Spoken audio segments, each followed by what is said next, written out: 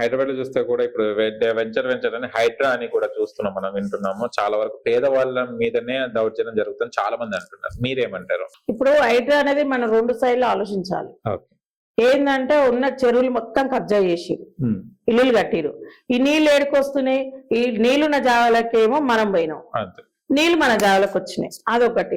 ఇప్పుడు రేవంత్ రెడ్డి అన్నని ఇంతమంది ద్వేషించడానికి మెయిన్ రీజన్ ఏంటంటే వాళ్ళకి ఏదో ఒక చోట నువ్వు చూపించి వాళ్ళని అక్కడికి పంపించి దాని తర్వాత కూలగొట్టు. నువ్వు నైటే పోయి నువ్వు డీసెబుల్ తీసుకొని జేసీబుల్ తీసుకొని కూలగొడితే ఎవరికైనా బాధ. ఫస్ట్ అక్కడ ఎవరు పర్మిషన్ ఇచ్చారు వాళ్ళని పట్టుకొని ఏడికాడికి తన్ని వదిలిపెట్టిన తర్వాత నువ్వు ఇది చేస్తే ప్రతి ఒక్కరు యాక్సెప్ట్ చేస్తారు. ప్రతి ఒక్కరు యాక్సెప్ట్ చేస్తారు. ఎవడిచ్చిండాడా పర్మిషన్ కావాలి కదా, గవర్నమెంట్ ఇచ్చిందిగా. పాత గవర్నమెంట్ లో పట్టుకు రావాలి నువ్వు చేసి. ఇప్పుడు మీ ఇద్దరు గవర్నమెంట్ ఈక్వల్.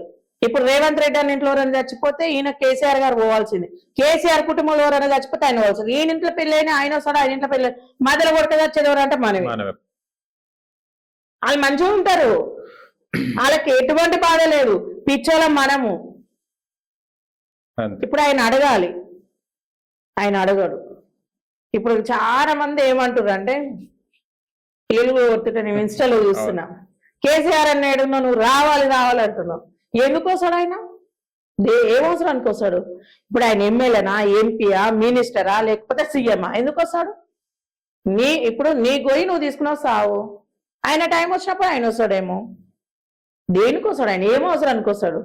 రాజు ఆయన ఇప్పుడు రేవంత్ రెడ్డి అని చెప్తే తెలంగాణ తెల్లవారు బంద్ అంటే ఆగిపోతుంది.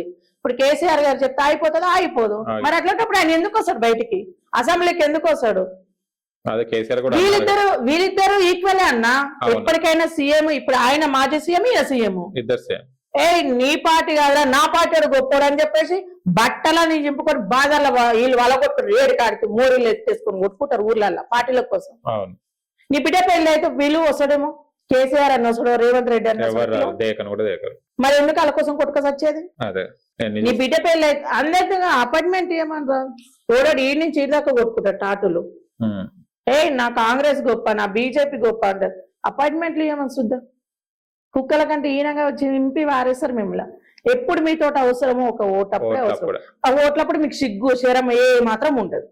ఎందుకంటే వాడిచ్చే 2000 నోట్లకి, వాడిచ్చే బాటిళ్ళకి, బిర్యానీలకి ఓట్లేస్తావు, కర్మ అనుభవించు. ఇప్పుడు రేవంత్ రెడ్డిని కూడా అన్నికి హక్కు లేదు, కేసీఆర్ ని కూడా అన్నికి హక్కు లేదు. ఎందుకంటావు నువ్వు? తప్పు ఎవరిది? నీది. ఓటు అమ్ముకున్న హక్కు ఉందా మనకి? లేదు. మరి అదే అనుభవించు. మరి నీ ఒక్కదానికి 2000 ఇచ్చిండు. తెలంగాణ ఉన్నంత వరకు ఎన్ని కోట్లు వంచిండు? మరి అవన్నీ ఓడియాలి. నువ్వు ఇస్తావా, నేను ఇస్తానా? మరి నీ ఇంటికి ఇప్పుడు నీ ఇంట్లో 10 మంది 10 మందికి 20,000 వచ్చాయి. ఎందుకు మరి ఆయన ఏ నుంచి సంపాదించుకోవాలి? ఆయన పిల్లల్ని నమ్ముకుంటారా? ఎవరైనా సరే, ఏ పార్టీలో అయినా సరే. ఏ విషయం ముందు మనకు సిగ్గు ఉండాలి. ఇవాళ ఎమ్మెల్యేలు చేస్తలేరంటే కూడా గదే కారణం. ఫ్రీగా ఇచ్చిరా అంటారు ఎవరైతే. ఎవరైనా అంతే అంటారు. మహిళగా ఫ్రీ బస్ ఎంతవరకు ఉపయోగపడుతుంది అక్క? పడుతుంటా జుట్లు వాటి కొట్టుకోనికే, బట్టలు కొట్టుకోనికే, ఎల్లిపాయలు తీసుకోనికే, పండ్లు దోమనీకే, దానికి బాగానే ఉపయోగపడుతుంది. పిల్లలకు అన్నం తినిపినీకే బాగానే పడుతుంది. దేనికి ఆ ఫ్రీ బస్ అవసరం లేదు. దానికి వచ్చే అమౌంట్ నువ్వు గవర్నమెంట్ హాస్టళ్ళకి ఇవ్వాలంతే. బిల్లులు రాక అసలు దారుణంగా ఏడుస్తున్నారు, బిల్లులు రాక. దాంట్లోకి ఓన్లీ ఇప్పుడు ఎంత ఇన్కమ్ అయితే వస్తుందో అదే గవర్నమెంట్ హాస్టళ్ళకి, గవర్నమెంట్ స్కూళ్ళకు ఎంత దారుణంగా ఉన్నాయి. వాష్రూమ్ లేవు ఆడపిల్లలు పోనీకి. హాస్టల్లో వేస్తే వాష్రూమ్ లేవు, వాటర్లు లేవు. గురుకుల హాస్టల్లో ఎంత ఇబ్బంది పడుతున్నారు ఆడపిల్లలు.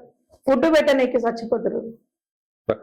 అల్లా పనిచేసేటోళ్ళు కూడా మేధావులే. మళ్ళా అల్లా పనిచేసే వాళ్ళు కూడా చాలా గొప్పలు, టీచర్లు కానీ సార్లు కానీ.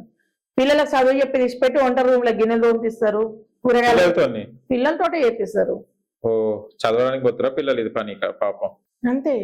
ఇంటికి వస్తే అమ్మ నాయన కొట్టే, ఆడుకోతే వాళ్ళు కొట్టే. ఏమన్నా అంటే ఫెయిల్ అయినాక వాడు ఏదో వేసి వస్తుంది. చదవలేదు అదే పిల్లలు ఎటు పోయినా పిల్లల భారం, పిల్లలదే బాధ. ఇంత లాస్ అయ్యి వీళ్ళందరికి ఇవన్నీ చేసుకుంటే ఈ ఫ్రీ బస్సులు ఇవన్నీ తీసేసి నీకు వీలైనంతగా నువ్వు ఏం చేయకు తెలంగాణకి. ఆ రోడ్లు, ఆ మూరీలు అట్లున్నా ఏం బాధలేని ఈ గవర్నమెంట్ హాస్టల్ కానీ, హాస్పిటల్స్ కానీ ఇవి ఒక్కటి మంచి చేసాలంటే ప్రజలకు నీడ్ అది ఒక్కటి చెయ్యి. గవర్నమెంట్ ఏమైతే ఉన్నాయో హాస్టల్ కానీ స్కూల్ కానీ హాస్పిటల్స్ కానీ ఏవైతే నాకు ఒక్కరు చేయి అంతమించి ఇంకేముంది.